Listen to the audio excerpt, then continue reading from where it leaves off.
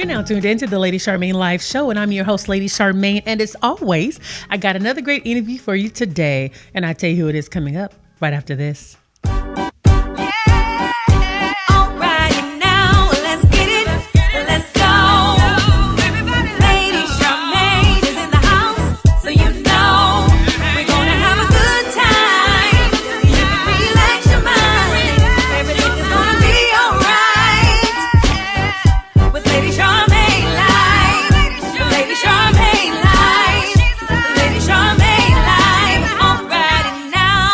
My guest today is producer and editor known for documentaries such as Sammy Davis Jr., I Gotta Be Me, Eyes on the Prize, and Mr. Soul. And he has edited a number of films with Spike Lee, Mo Better Blues, Jungle Fever, Girls, Six Clockers, and Bamboozled. And he is here today to talk about his 5-part docu-series behind Atlanta's Missing and Murdered, The Lost Children. Airing on HBO this Sunday, help me welcome to the Lady Charmaine Live Show, Mr. Sam Pollard. Welcome to the show.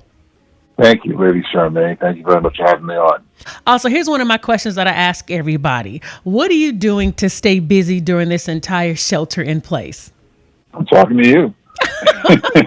Oh, that's it. So you don't do nothing else. I usually stay on the computer. I've been doing a lot of press for this new series, Atlanta's Missing and Murdered, The Lost Children.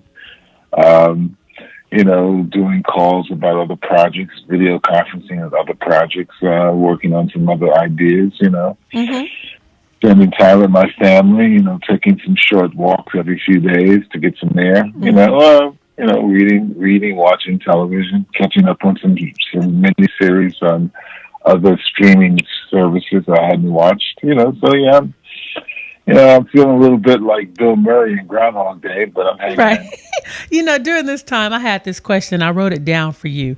So during this time, was there anything that you realized that you may have taken for granted before we did the shelter in place that you realized, man, I didn't even realize how much I took, like just going outside and just running to a mall or just to go shopping somewhere, a store that you like? What did you realize that you may have taken for granted? Well, what you realize you take for granted is the sense of freedom you have that you can just go out and get on a train or in a cab or sit in a restaurant, hang out with friends, right. You just think that's just a normal way. That's what you do, and it was a normal way. But I think we all realize that that's not going to be normal anymore. That there's a new normal in this world, and that we're going to all have to adjust to this new normal. Absolutely. Being 6 feet apart, sheltering in place, not being in lots of crowds anymore. Maybe having to wear some kind of protective face gear. The new normal we're living now. Yep, life has definitely changed for us for this brief period, and I love how you and Spike Lee had a great working relationship. As I said earlier, you guys worked on Mo Better Blues, Jungle Fever, Girls, Six Clockers, Bamboozled. Even Spike Lee presents Mike Tyson. How did you both come to work together, and can you describe your working relationship?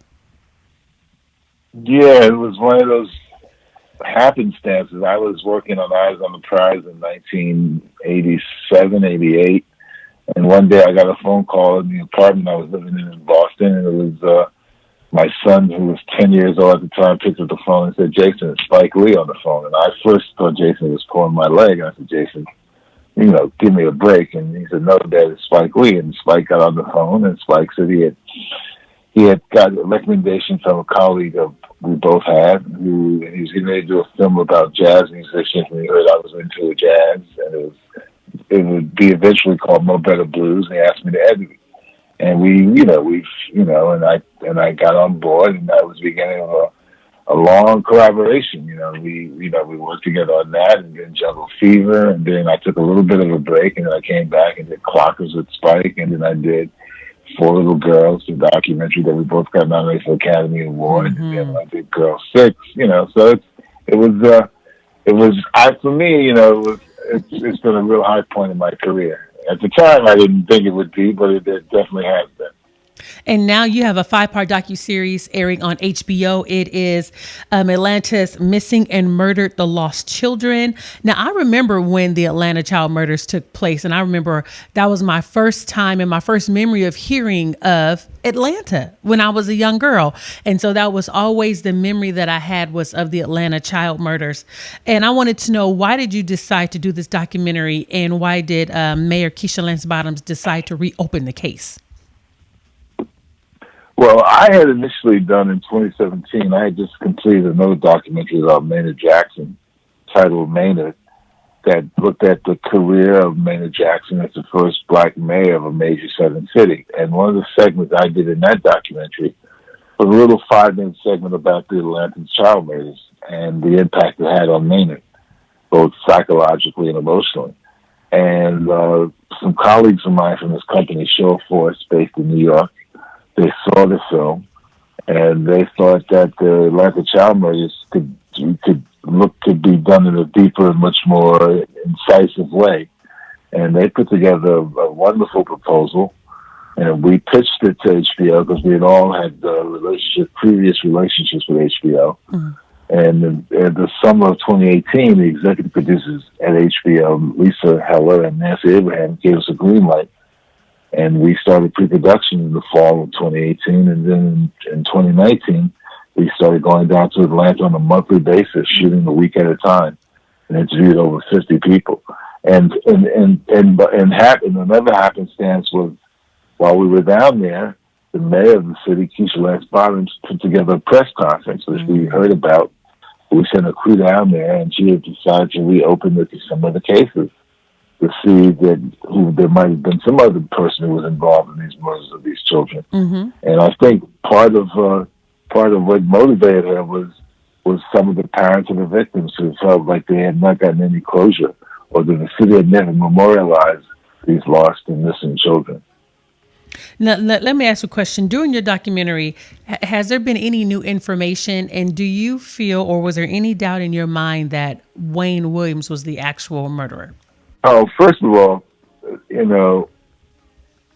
we went into this series, myself and my co-executive producers and directors, Mark Chimayoff, Jeff Dupree, and Josh Bennett. We all went in, I think, initially with the attitude that Wayne did all these murders, And then as we start to really investigate and look at the research, the attitudes started to change. There was some attitudes that maybe he didn't do all the murders, maybe he had an accomplice. And then, for me, I initially had the feeling he did all the murders, and then as the thing unfolded, as we did more research, I came to the conclusion at the very end, to this day right now, that I don't think he murdered anybody. I think that he was at the wrong place at the wrong time. He was caught on that bridge, and that he became a suspect that they needed. He became a suspect that they needed to put some closure to these cases. And I think he was convicted on some very flimsy evidence, and that he didn't get a fair trial. I'm sorry, what was the first part of your question? I'm still stuck on how you came up not realizing that he didn't do it. I'm just amazed when you just said that. I'm like, wow. Oh, yeah. Yeah. So I got it. So by the time you get to the end of this series, for episodes 4 and 5, there will be some revelations that will, in some ways, I think, upend many people feel that Wayne was a murderer. There's some things that are being revealed that are going to be revealed that no one knew about and no one took into account, and that was not given to his defense. It could have helped him in his defense, and points Lady Charmaine to some other possible suspects. That is so powerful. That for me, that's a powerful revelation, because I grew up hearing that. And although there was some doubt, people were saying that he probably didn't do it. But for this documentary to come out and kind of, when I was growing up, so you know what? They were probably right. That's why I'm in shock. I wasn't expecting you to say that. I was not. Okay. Okay, I gotta watch that. So thank you so much for sharing. I know people when they watch this, they're gonna see like the surprise on my face because I'm like, wow, so that's gonna come out. But anyway, I want to remind the audience to make sure that you tune in Sunday, this Sunday, 8 p.m. to the 5-part series. It's Atlantis Missing and Murdered: The Lost Children, airing on HBO.